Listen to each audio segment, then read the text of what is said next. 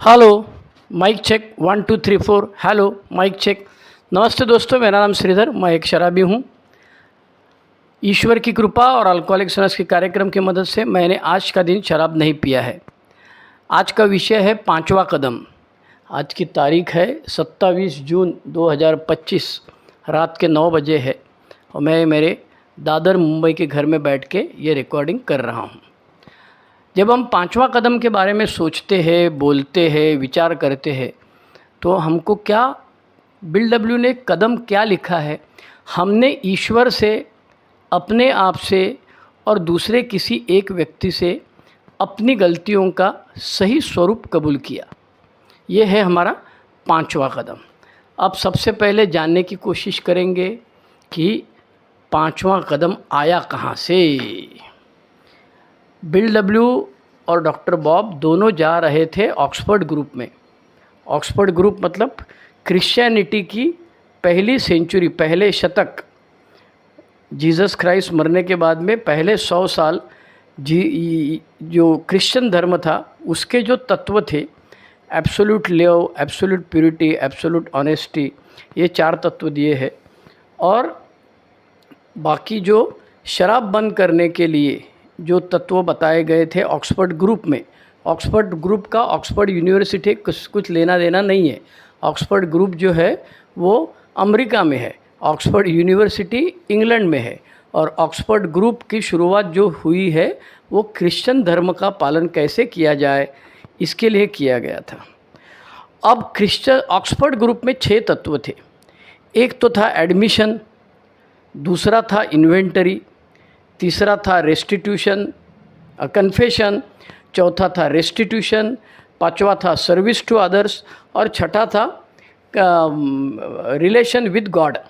Okay, तो ये 6 तत्व थे। कुछ 5 बोलते हैं, कुछ 6 लोग बोलते हैं। तो इन 6 तत्वों से अल्कोहलिक्स अनोनिमस की किताब जब पहली बार लिखी गई 1939 में, जो पब्लिश हुई, जिसके बारे में लिखने की शुरुआत 1937 में हुई थी, तब से ये बिल डब्ल्यू साहब लिख रहे हैं और ग्रुप में जाके पढ़ रहे हैं। ग्रुप में उसके ऊपर ऑब्जेक्शन ले रहे हैं, ऐसा नहीं चाहिए, वैसा चाहिए। अच्छा, ये ऐसा नहीं चाहिए बोलने वाले लोग कौन है?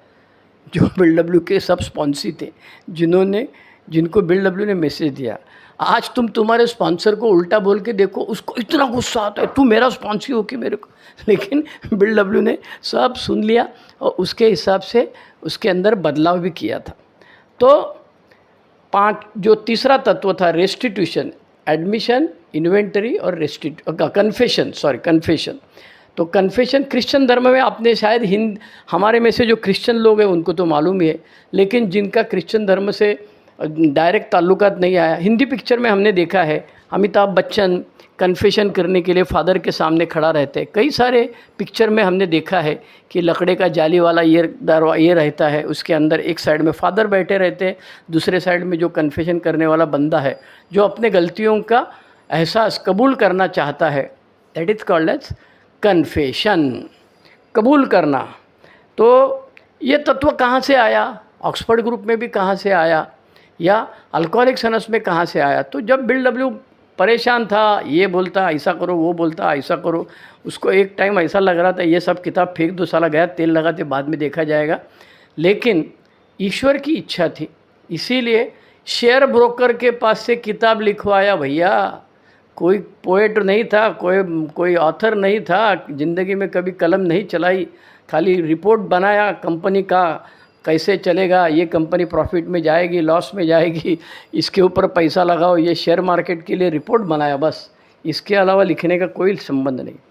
तो ये आया है बेसिकली जो वैराइटीज़ ऑफ रिलीजियस एक्सपीरियंसेस में बताया गया है कि तुम्हारे अंदर अगर बदलाव होना है तो उस बदलाव के लिए कुछ चीज़ें आवश्यक है जो धर्म के साथ में है। ऐसी चीज़ों का पालन करके कई सारे लोगों ने अपने ज़िंदगी में बदलाव लाया है। कोई शराब से परेशान था, कोई और किसी चीज़ से परेशान था, कोई गुस्से से परेशान था, अलग अलग तरीके से लोग परेशान थे अपनी ज़िंदगी में, और उनको वो छोड़ना था, और छोड़ने के लिए उनको ऑक्सफोर्ड ग्रुप में आने से फ़ायदा हो रहा था। तो वैराइटीज़ ऑफ रिलीजियस एक्सपीरियंस में कई सारे लोगों का अनुभव उन्होंने शब्दबद्ध करके उसमें लिखा हुआ है। उसमें कुछ लोग शराबी भी है। तो पहला काम varieties of religious experiences William James, जिसमें बताया गया है कि बदलाव होने के लिए धर्म सहायभूत हो सकता है। दूसरा था अपने डॉक्टर सिल्कवर्थ, जिन्होंने बिल डब्ल्यू को जब फ्लैश हुआ, प्रकाशानुभव हुआ, ठंडी हवा आने लगी, सफ़ेद प्रकाश दिखने लगा, ऑब्सेशन अचानक निकल गया। क्यों? तो बिल डब्ल्यू परमेश्वर के नाम से चिल्ला रहा था, अगर तू है भाई किधर, तो तेरा स्वरूप मुझे दिखाओ। और बिल डब्ल्यू का दिमाग में से शराब का ऑब्सेशन निकल गया, ज़िंदगी भर शराब से दूर रहा। इसको कहते हैं कन्वर्शन एक्सपीरियंस। अगर डॉक्टर विलियम डी सिल्कवर्थ को जब बुलाया गया था ये फ्लैश के बाद में, और उन्होंने अगर बोला होता कि तेरे को भाई भास हो रहे हैं, हेलुसिनेशंस हो रहे हैं, चुपचाप सो जा, मैं तेरे को एक इंजेक्शन ठोकता हूँ और जिससे तू नींद मिलेगी, तो हम लोग सब अभी तक सोए रहते थे। डॉक्टर सिल्कवर्थ ने बताया हाँ बिल डब्ल्यू को, बिल डब्ल्यू खुद पासिटॉन में लिखते हैं कि उन्होंने कहा Bill W hang on to it. बाद में डॉक्टर सिल्कवर्थ ने कहा कि भैया ऐसा कुछ होता है, ऐसा मैंने सुना था, मैंने देखा नहीं था, कभी मेरे पेशेंट के बारे में नहीं देखा था। तेरे बारे में जो कन्वर्शन एक्सपीरियंस हुआ है अभी, फ्लैश डायरेक्ट 1 to 1, अब भी लगाओ अब भी इलाज, गौतम बुद्ध वाला, ज्ञानेश्वर महाराज वाला, ऐसे कई संत हो गए जिनको हो गया था। तो इसको भी ऐसा फ्लैश हुआ था, आध्यात्मिक बदलाव हो गया था। और एक चीज़ थी, रोलैंड एच नाम का एक बंदा था जो गया था यूरोप में, अमेरिका का बिजनेसमैन यूरोप में गया था, डॉक्टर कार्ल यूंग, जो एक बड़े साइकेट्रिस्ट थे, नामी साइकेट्रिस्ट थे।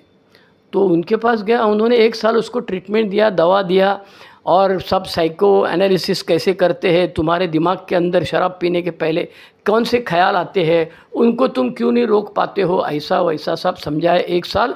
उसके बाद में बोला जा बेटा अभी तू सुधर गया, जाओ घर पे। और घर पे गया और वापस दारू पिया। वापस पीने के बाद में वो वापस आया डॉक्टर कार्ल यूंग के पास, अरे भाई तुम्हारी ट्रीटमेंट 1 साल से ले रहा हूँ, कुछ फ़र्क नहीं पड़ा, वापस पिया, अब बताओ क्या करने का। तो डॉक्टर कार्ल यूंग ने उसको बताया कि अभी एक काम करो, तुम धर्म के साथ में रहो, धर्म का आचरण करो।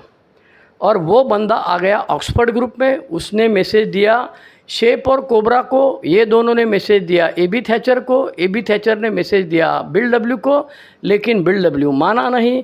ऑक्सफोर्ड ग्रुप जाके 3 दिन सोबर रहा, लेकिन फिर आया, फिर टाइट हुआ। और फिर विलियम डी सिल्कवर्थ ने उसको और उसकी पत्नी को बताया कि इस बीमारी में विल पावर नहीं चलती है, ये तो पागल हो जाएगा या जल्दी मर जाएगा, इसका इलाज मेरे पास नहीं है, ऐसा डॉक्टर सिल्कवर्थ ने बताया। तो कार्ल यूंग को बाद में 1960 में, 1935 में अल्कोहलिक्स होने शुरुआत हुई, 1960 में ही डॉक्टर कार्ल यूंग के मरने 6 महीना पहले बिल डब्ल्यू ने उनको लेटर लिखा था, वो जो ग्रेपवाइन में पब्लिश हुआ है, कि डॉक्टर साहब आपने रोलैंड एच को ये क्यों नहीं बताया कि तेरे अंदर कन्वर्शन एक्सपीरियंस होने के लिए मैं तुमको वैद्यक शास्त्र में कुछ इलाज नहीं है, इसीलिए धर्मशास्त्र भेजता हूँ। तो उनका जवाब आया, अरे बिल डब्ल्यू अगर मैं बोलता था तो मैं इतना नामी बंदा था उस समय कि लोग मुझे पागल समझते थे, बोलते थे ऐसी कोई चीज़ नहीं है कि जिसका वैद्यक शास्त्र में इलाज नहीं है, और ये भाई साहब क्या अलग कुछ बोल रहे थे, इसीलिए मैंने उसको कुछ बोला नहीं। अच्छा, पेशेंट को भी नहीं बताया कि तेरे को एक्सपीरियंस होना मांगता है, कन्वर्शन होना मांगता है, तू भगवान धर्म के पास जाए, ये सब कुछ बताया, उसको खाली इतना बोला तू धर्म का आचरण कर, उससे तेरा शराब छूटने की संभावना है। और रोलैंड एच गया और फिर ये सब हुआ।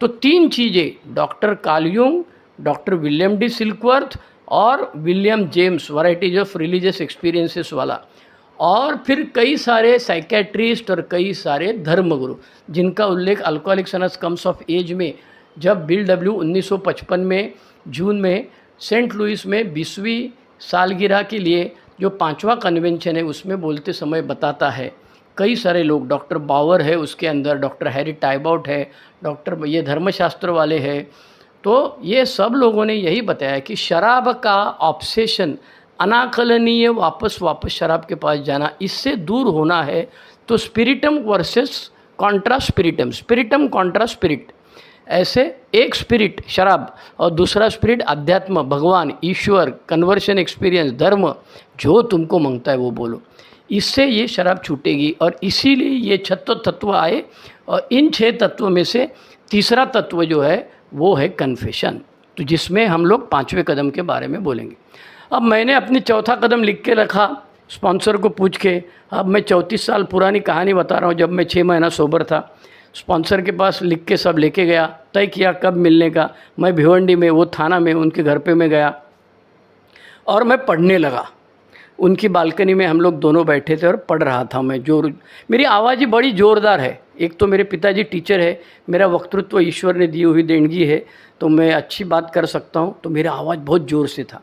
और मैं क्या क्या रिजेंटमेंट, पिताजी के बारे में रिजेंटमेंट सब लिखा था, वो मैं उनके साथ सामने ज़ोर ज़ोर से पढ़ने लगा।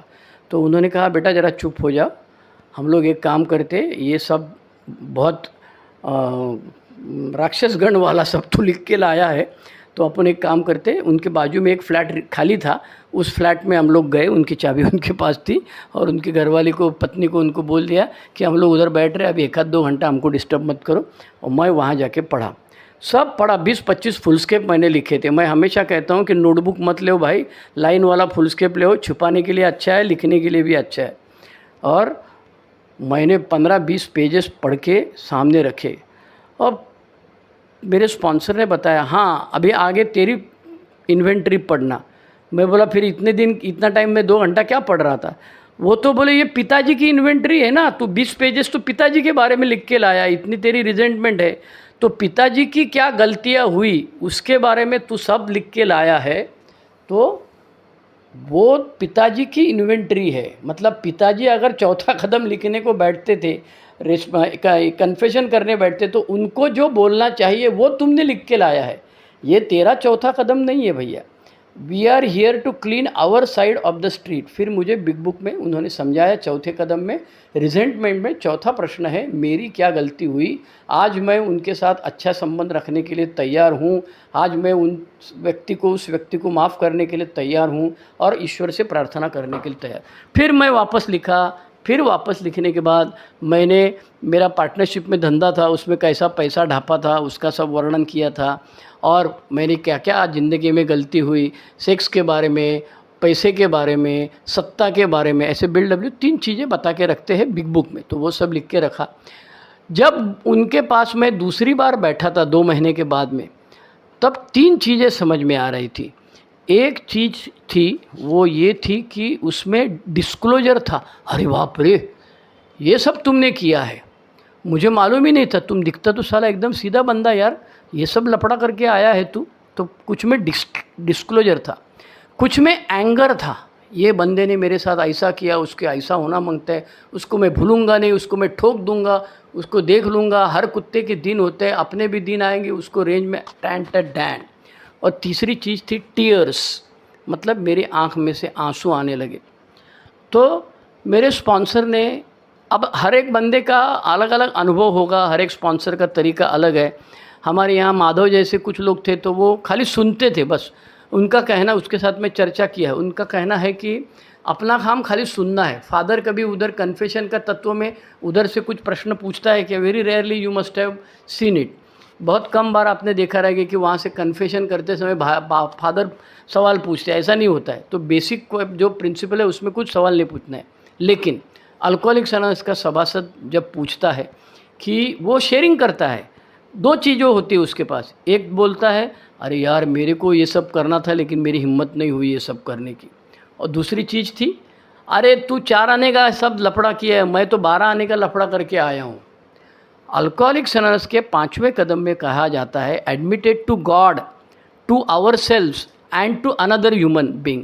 अनदर ह्यूमन बींग मतलब सामने बैठा हुआ मेरा स्पॉन्सर व्यक्ति, मुझे खुद को भी ये सब एक्सेप्ट करना है कि हाँ भाई मैं जितना दिखाता हूँ, मेरी इमेज तुम्हारे दिमाग में मैंने करके रखी है वैसा नहीं, मैं सच्चाई और कुछ है मेरे लिए।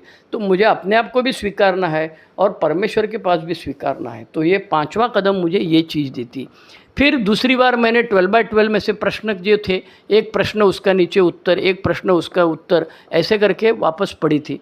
फिर अनिल डी स्पॉन्सर ले तो उनके पास गया, शंकर जी थे, शंकर के पास गया, सुनील थे, उनके पास बातचीत की, लिखा पढ़ी किए और उनके साथ में बैठ के चौथे कदम का वर्कशॉप लेना मैं शुरू किया। 81 वर्कशॉप हुए, अभी जो बदलापुर में हुआ 81 और 80वां जो था वह औरंगाबाद छत्रपति संभाजी नगर में हुआ, एसी हॉल में। हाँ, MGM यूनिवर्सिटी का एसी हॉल था और वो डॉक्टर लोगों को बैठने के लिए जो कॉन्फ्रेंस हॉल रहता है ना, उसमें 100-125 आदमी बैठे हुए, दोनों तीनों माइक, क्या बोलते हैं उसको, कॉर्डलेस माइक, यहाँ त्यों। हाँ, बहुत बढ़िया था। तो चौथा कदम में लिखा हुआ जो मैंने 5वें कदम में पढ़ा, तब मुझे ऐसा लगा कि कल मुझे फांसी देने वाले हैं और आज रात को मुझे बोला गया कि तेरी फांसी कैंसल, अभी तू जिंदा रहेगा। तो उसको जितना आनंद होएगा उतना आनंद मुझे हुआ था। ऐसा क्यों हुआ? क्योंकि इतने दिन मैं सोचता था कि ये सब चीज़ें मैं अपने आप के साथ रखूँगा, ज़िंदगी में कभी किसी को कुछ भी बताऊँगा नहीं। तो 5वां कदम लेने से क्या होता है, स्पॉन्सर के पास पढ़ने से क्या होता है? तो बिल डब्ल्यू कहता है, fruits of step 5, page number 75, Hindi big book, paragraph number 3। हम अपने घमंड को छोड़कर अपने चरित्र के हर पहलू को, अपने अतीत की हर काली दरार को उजागर करते हैं। मतलब चौथा कदम ले, 5वां कदम लेते, बिना कुछ छुपाए जब हम यह कदम उठा लेते हैं तो हमें बहुत खुशी होती है। पहला, दूसरा, हम दुनिया की आँख से आँख मिलाकर देख सकते हैं। तीसरा, हम अपने आप में अकेले भी पूरी तरह शांत और सुखी महसूस करते हैं। हाँ भैया, हो गया, गलती हो गई लेकिन हो गई, अभी कबूल किया है। हमारा भय दूर हो जाता है। हम अपने ईश्वर की निकटता का अनुभव करते हैं। हमारे आध्यात्मिक विश्वास जो भी रहे हो, लेकिन अब हम एक आध्यात्मिक अनुभव प्राप्त करना शुरू हो जाता है। ये हमें अक्सर एक दृढ़ एहसास का अनुभव होगा कि हमारी शराब की समस्या दूर हो गई है। अरे मेरी माँ पूछती थी ना, वो बेवड़ा लोग ने ऐसा क्या बोला? तो ये एहसास 5वें कदम के बाद होने लगता है। हमें यह एहसास होगा कि परमात्मा के साथ हम अपना हाथ थाम कर एक महान डगर पर चल रहे हैं। तो ये होता है 5वां कदम क्यों लेना है भाई? नहीं लेगा तो क्या फ़र्क पड़ता है? सिर्फ एक तो पहला चौथा कदम कोई लिखने जाता नहीं, तो ऐसा कोई बहुत कम लोग पूछते चौथा कदम लिखा है, नहीं पढ़ता है, जा क्या करने का करो। कई सारे लोग बोलते चौथा कदम लिखा है लेकिन किसके पास पढ़ूँ वो समझ में नहीं आता है, क्योंकि हमको 5वां कदम लेने के लिए ऐसा बंदा चाहिए कि जो मुंह बंद रखे। और वो कहाँ मिलेगा? तो 1939 में जब किताब लिखी थी तो उसने कहा है कि दोस्त के पास, दोस्त मतलब अल्कोहलिक सनस का दोस्त, ओके। दूसरा बताया साइकेट्रिस्ट, डॉक्टर के पास, और तीसरा बताया धर्मगुरु। लेकिन आज की तारीख में बाकी के जो दो है, डॉक्टर और धर्मगुरु, उनकी कोई ज़रूरत नहीं है। बहुत सारे ए मेंबर है, कई सारे लोनर है, वो भी लेते हैं। अब भी मेरे को किसी ने तो एक मैसेज भेजा है, 40 साल मेरे से 5 साल शराब से दूर है, बंदा बोलता है मुझे स्पॉन्सर लेना है अभी। तो अल्कोहलिक सनस में आने के बाद कभी भी स्पॉन्सर ले सकते हैं, जहाँ जागे वहाँ सपेरा। जैसे पिछले बार मैंने बताया कि चौथा कदम मेरे पास, 5वां कदम एक ने लिया था, मैं 25 साल सोबर, वो 35 साल सोबर।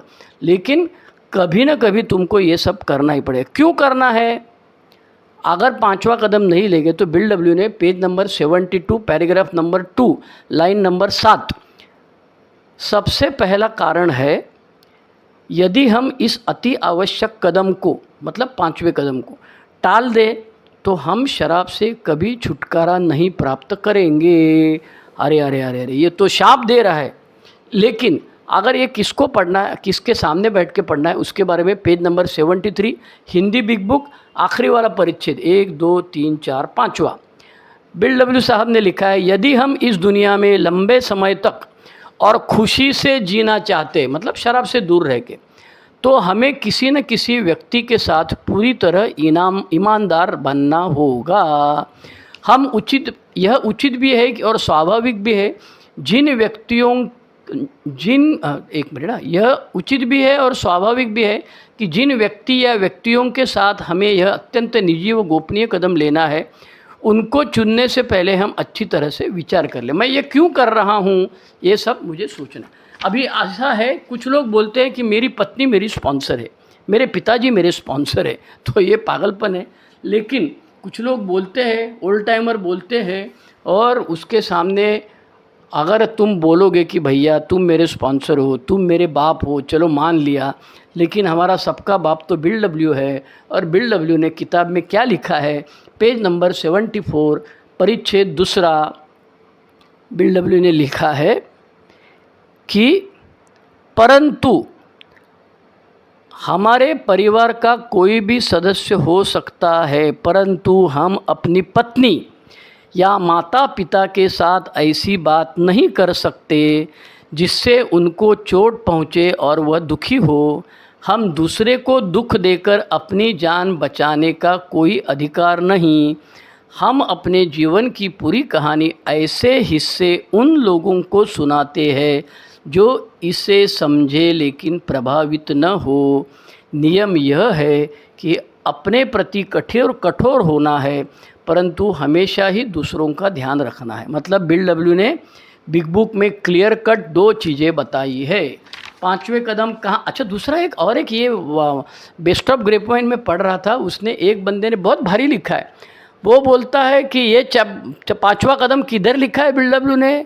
मैं बोला अरे यार 5वां कदम तो 6ठे चैप्टर में लिखा है। क्या लिखा है, टाइटल क्या है उसका, कार्यान्वित करना, बराबर है, इनटू एक्शन। इसका मतलब 5वें कदम से एक्शन चालू होती है, 4थे कदम तक एक्शन नहीं है, 3रे कदम तक तो है ही नहीं। 4थे कदम को भी बिल डब्ल्यू प्रिपरेशन बोलता है। मतलब ज़िंदगी की साफ़ सफाई करने के लिए प्रिपरेशन जो है वो 4था कदम है, और 5वां कदम सही में एक्शन है। तो बिल डब्ल्यू ने कार्यान्वित करना इस प्रकरण में 2 चीज़ें हमको बताई। एक, स्पॉन्सर किसे लेना, कैसे लेना, 5वां कदम कैसे लेना, और उसके आगे वो भाई साहब हमको, तो ये सब कहाँ लिखा हुआ है, जिनको ज़रूरी है पढ़ने के लिए, Hindi big book page number 72, अध्याय 6 कार्यान्वित करना, 1 2 3 4, और फिर 6ठा कदम शुरू होता है पेज नंबर 76। उसमें लिखा है बिल डब्ल्यू ने, यदि हमारे उत्तर संतोषजनक है तब हम 6ठे कदम की तरफ बढ़ते हैं। और ये 6ठे कदम वर्ड जो है वो बोल्ड में किया है, इसमें इटैलिक्स में किया हुआ है। तो ये हो गई बिग बुक की कहानी। अब चलते हैं 12 कदम और 12 परंपराओं में। इसमें बिल डब्ल्यू ने जो इंडेक्स हमने बनाया है उसमें लिखा है, पहला तो ये है कि 12 स्टेप्स डिफ्लेट ईगो। मेरे सामने अंग्रेज़ी रखा हूँ और हिंदी भी रखा हूँ, क्योंकि ट्रांसलेशन में बहुत गड़बड़ियाँ होती है, कहीं कहीं 1-2 लाइन्स गायब हो गई है। जैसे कि अभी इसमें पहला लिखा है 12 स्टेप्स डिफ्लेट ईगो, 12 कदम अहम की हवा निकाल देते हैं। उसके बाद में और 2 चीज़ें बताई है, वो इसमें ट्रांसलेशन में मिसिंग है। पेज नंबर 6, कदम 5वां 55 पेज पे चालू होना है। मैं इंडेक्स की बात कर रहा हूँ, पेज नंबर 6। तो दूसरा जो लिखा है, step 5 is difficult but necessary to sobriety and peace of mind. मतलब 5वां कदम कठिन है लेकिन मध्य मुक्ति के लिए और मन शांति के लिए ज़रूरी है। इसका ट्रांसलेशन इसमें किया ही नहीं है, गायब है। Confession is an ancient discipline. मतलब ये कबूल करने का जो है ये बहुत पुराने ज़माने से ऐसा चलते आया है। चौथा जो है पॉइंट, चौथा जो पॉइंट है, without fearless admission of defects few could stay sober. तो जिसमें इन्होंने लिखा है, निडरता से गलतियों को कबूल ना करने वालों में से बहुत कम संयमित सोबर रह पाएंगे। Without fearless admission of defects few could stay sober. मतलब तुमको सोबर रहना है, शराब से दूर रहना है, ज़िंदगी में अच्छा काम करना है, ईश्वर ने तुमको एक मौका दिया है, तो ये सब करना पड़ेगा। What do we receive from step 5? 5वें कदम से हमें क्या मिलता है? इंसान और ईश्वर के सच्चे संबंध की शुरुआत, अकेलेपन से छुटकारा, क्षमा का आदान प्रदान। यहाँ पर मैं दूसरे किसी को माफ़ करता हूँ तो दूसरा कोई भी मुझे माफ़ करने के लिए तैयार होएगा, कुछ नहीं तो गया तेल लगाते, मैं अपने आप को माफ़ करने को तैयार हूँ। रिजेंटमेंट का लिस्ट में कई सारे लोग अपना भी नाम लिखते हैं, अरे यार मेरे को इतनी अक्ल नहीं थी, इतना पागल था, एड़ा आदमी है मैं, ऐसा है वैसा है। तो खुद के ऊपर भी खुन्नस आती है कभी कभी। बिल डब्ल्यू आगे लिखते हैं इंडेक्स में, 12/12 के 5वें कदम के इंडेक्स में लिखते हैं, संपूर्ण ईमानदारी की आवश्यकता, उचित ठहराने का खतरा, मतलब रैशनलाइजेशन, मतलब मैं सही और दुनिया गलत, ये डेंजरस है। दिल की बात बताने के लिए सही व्यक्ति का चुनाव, स्पॉन्सर, परिणाम स्वरूप शांति और ईश्वर की चेतना, इंसान और ईश्वर की एकता से आगामी कदमों की तैयारी, मतलब वो ये दिल मांगे मोर चौथा हो गया तो पांचवा करो। अब हम चलते 12/12 के अंदर, पेज नंबर 55 से 62, 8 पेजेस में ये लिखा हुआ कदम है। उसमें बिल डब्ल्यू ने क्या कहा है, तो ये निबंध है। मैं बार बार बताता हूँ कि सोबर होने के बाद 15 साल के बाद बिल डब्ल्यू ने 12/12 लिखा है, और बिग बुक जो है वो 2 साल 3 साल 4 साल सोबर था तभी लिखा हुआ है। तो उसके बाद में उसके पास में कई स्पॉन्सी के अनुभव थे, कई साइकेट्रिस्ट के साथ बात की, कई वैद्यक शास्त्र के बड़े बड़े डॉक्टरों के साथ बात की। उसने मेडिकल एसोसिएशन, साइकेट्रिस्ट एसोसिएशन के सामने जाके एक रिसर्च पेपर पढ़ा है, 3 talks bye bill W two medical societies. तो बिल डब्ल्यू को ये 15 साल में साइकेट्री और मतलब वैद्यक शास्त्र और धर्मशास्त्र दोनों के बड़े बड़े उस्ताद लोगों ने अपने पेशेंट, अपने रिश्तेदार, अपने दोस्त सुधरते हुए अल्कोहलिक सनस में देखने के बाद में ये क्या होता है इसका विश्लेषण किया है, और फिर वो सब इसके अंदर आया है। ये निबंध है, ये एक्सपीरियंस बिल डब्ल्यू इसमें कम बताता है, इसमें ज़्यादा करके उसने ऐसे लिखा है, थियरी बताया है। तो बिल डब्ल्यू पेज नंबर 57 परिच्छेद दूसरा में कहते हैं, 5वें कदम से हमें क्या मिल सकता है, मतलब फ्रूट्स ऑफ स्टेप 12। एक तो ये है कि एक तो हम उस अकेलेपन के एहसास को जो हमेशा हमारे साथ था उसको दूर करेंगे।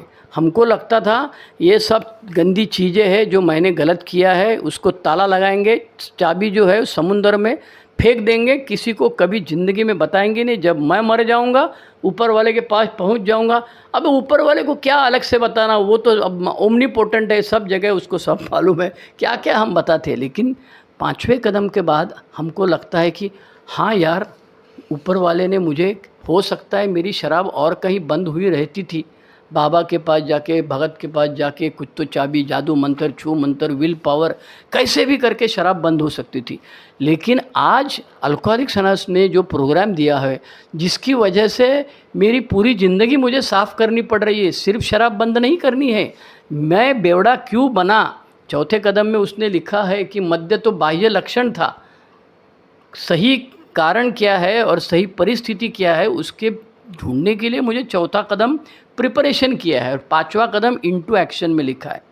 दूसरी चीज़ बिल डब्ल्यू ने बताया है, पेज नंबर 57 तीसरा परिच्छेद आखिरी लाइन, यह 5वां कदम इंसान और ईश्वर के साथ असली संबंध की शुरुआत है।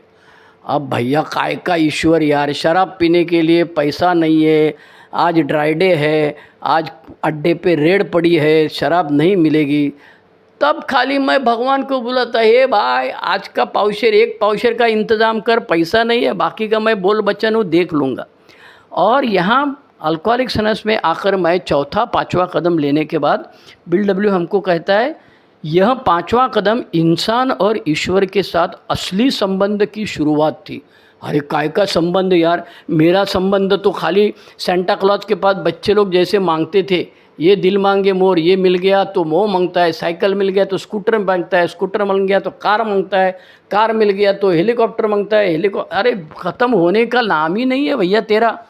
तो आज मैं ईश्वर के साथ में असली संबंध की शुरुआत की कि हे प्रभु, हे ईश्वर, इतना नालायक मैं हूँ तो भी तूने मुझे अच्छी पत्नी दी है, अच्छी नौकरी दी है, अच्छे दोस्त दिए हैं, अच्छे कर्म करने का दिमाग दिया है, इसके लिए मैं तेरा आभारी हूँ। नए सिरे से मैं ईश्वर के साथ संबंध करता हूँ।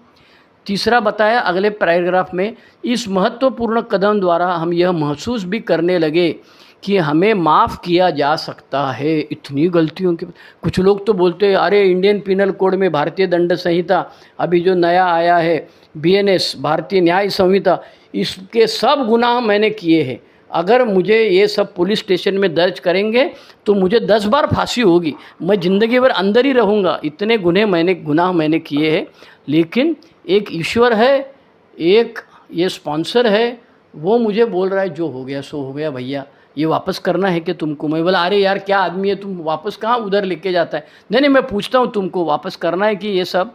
मैं बोला नहीं, क्योंकि छठे कदम में हमको मुक्ति मिलना है। खंबे को पकड़ को हम रखते हैं और बोलते खंबा पकड़ के रखा है, मुझे खंबा पकड़ के रखा है, तो छठे कदम में छोड़ना है।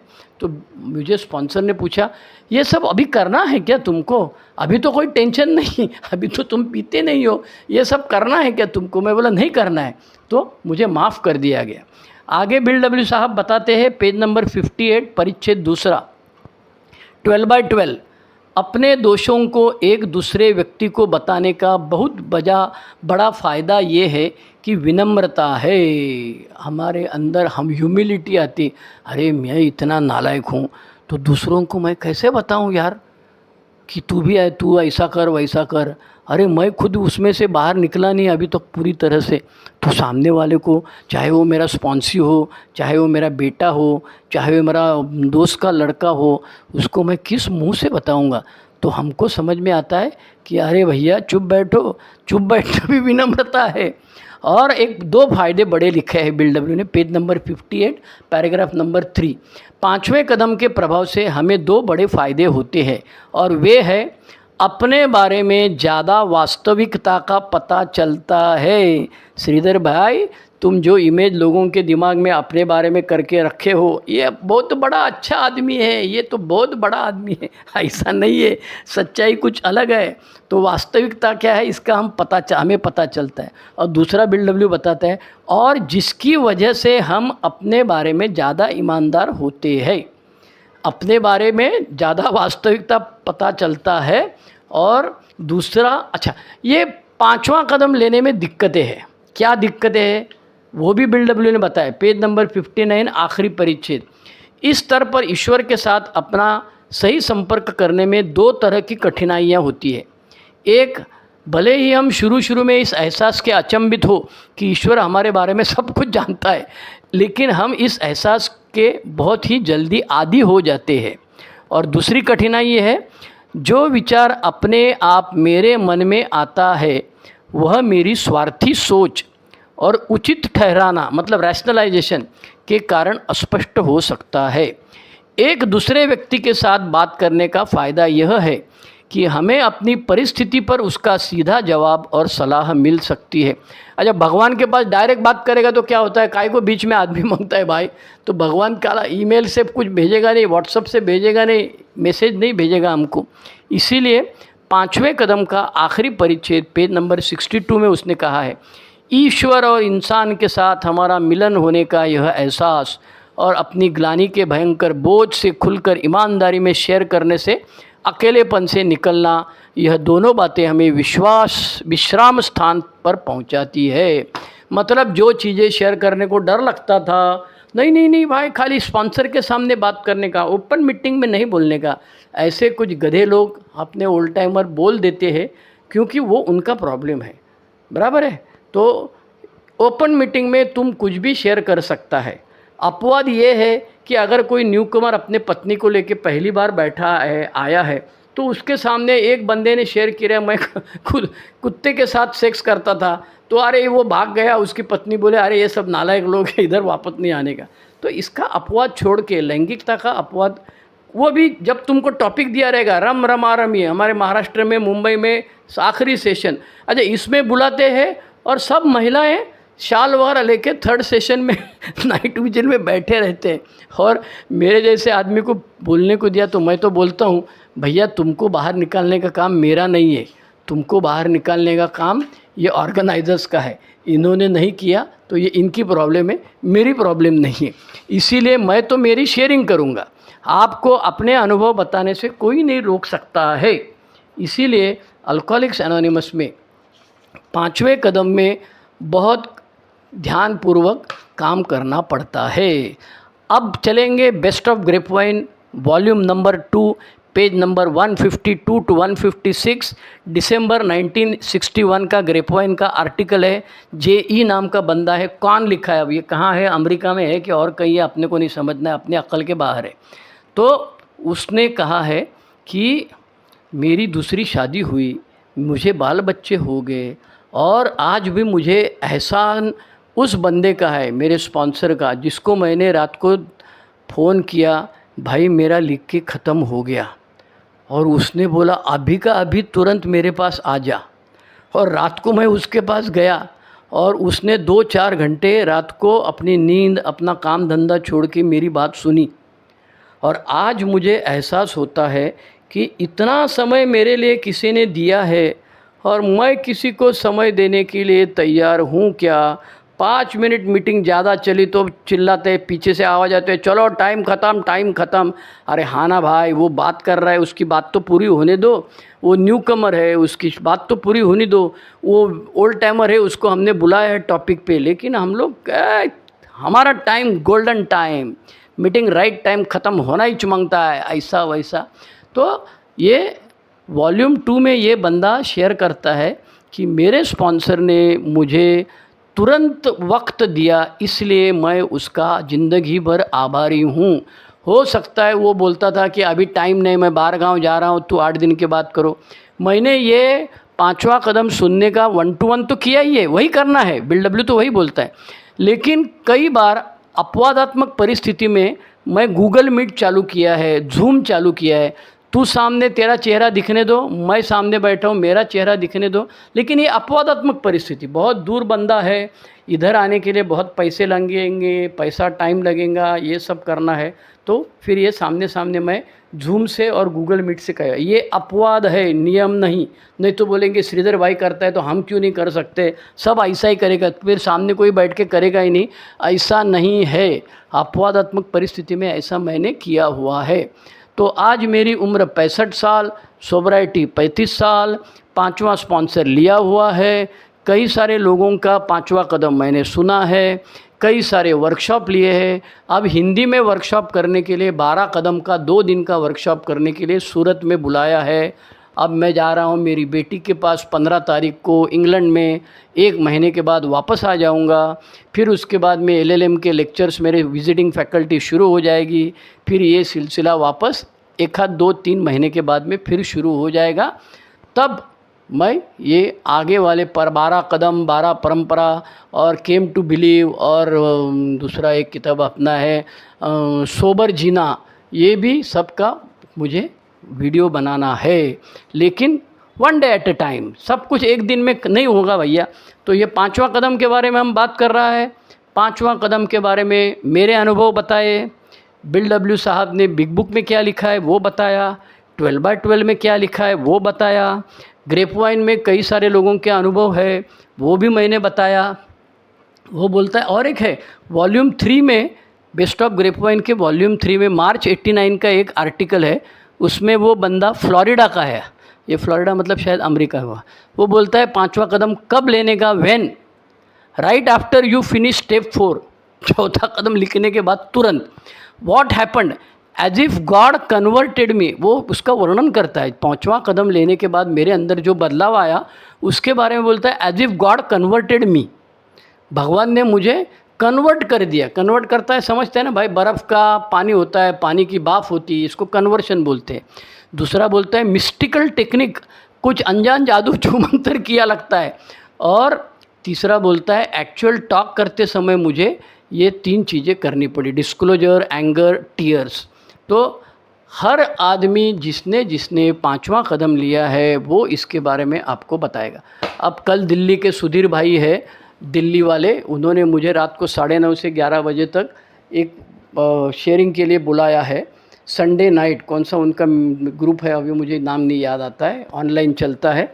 मुझे पूछ रहे थे क्या टॉपिक का नाम दे दे, मैं बोला दे दो, अगर स्टेप्स नहीं लेगा तो क्या होता है, if I don't practice the 12 steps what will happen, ये टॉपिक लिया। तो मैं बोला निगेटिव टॉपिक रखो तो लोग बराबर करेंगे। तो अभी बहुत सारे लोगों का अनुभव ऐसा है कि जो पुराने बंदे हैं उनमें से कई सारे लोगों ने 12 स्टेप्स नहीं लिए हैं, लेकिन जो नए बंदे हैं, इसीलिए मैं बार बार बताता हूँ, 5 साल के अंदर जो सोबर है उनको चौथा पांचवा कदम और आगे गाड़ी झुक झुक गाड़ी चलने दो, स्पॉन्सर ले लो, अच्छी ज़िंदगी जीने का बहुत, क्योंकि जो 4-5 साल सोबर है उसको आने वाले 30-40-50 साल, कितने साल में आया है वो बंदा।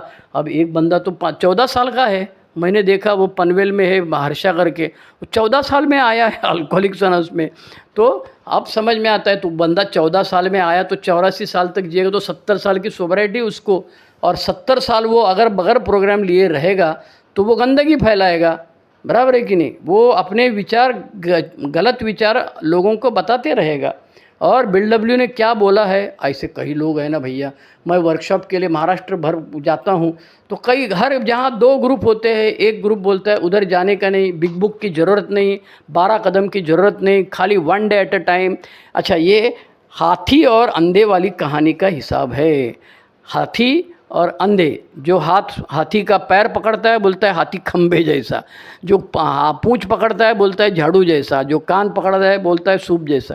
तो इसमें यह होता है कि जिसको शुरू से 12 स्टेप्स मिल गए, मेरे जैसे भाग्यवान लोग हैं, अच्छे स्पॉन्सर मिले, मार देने वाले भी स्पॉन्सर मिले। अरे हम लोग मीटिंग में उठ नहीं सकते थे नवप्रकाश थाना में, वो बोलता था काय रे अड्डे पे उठता था क्या 10 बार, चुप बैठो। बाहर निकले हुए कदम खींच ले अपने, वापस क्रीजने गावस करने, वैसा हमको पेशाब को जाने को भी डर लगता था। इतने हम अच्छी ज़िंदगी शुरू में जिए हैं, कड़क में जिए हैं, इसीलिए आज हमको अच्छी ज़िंदगी सफ़र करने की मौका मिलता है। तो ये रहा 5वां कदम। 5वें कदम में BW ने कहा है जो कुछ चौथे कदम में लिखा है उसको किस बंदे के सामने पढ़ना है। तो पहला स्पॉन्सर ले लो, तुम्हारे ग्रुप के 10 बंदों को पूछो भाई मुझे स्पॉन्सर लेना है, जिसने चौथा पांचवा कदम लिया हुआ, ऐसे 3 लोगों का नाम बताओ। हर बंदा तुमको 3 नाम बताएगा, 10 आदमी मिलके 30 नाम हो जाएंगे। उसमें हो सकता है 1 आध 2 3 लोगों का नाम 4 5 6 7 8 बार लिखा रहेगा। तुमको उसमें से जो पसंद है वो करो, नज़दीक रहना चाहिए। वो कनाडा में रहता है, ये सब नाटक मालूम नहीं मुझे, ये सही है गलत है मुझे मालूम नहीं, लेकिन आसान तरीका बाजू वाला ग्रुप में, बाजू वाला गांव में लगता है तुमको कॉन्फिडेंशियलिटी नहीं रहेगा, 100 किलोमीटर में ले लो ना भैया। बॉम्बे है, पूना है, नागपुर है, औरंगाबाद है, ये बम्बई की महाराष्ट्र की कहानी बता रहा हूँ।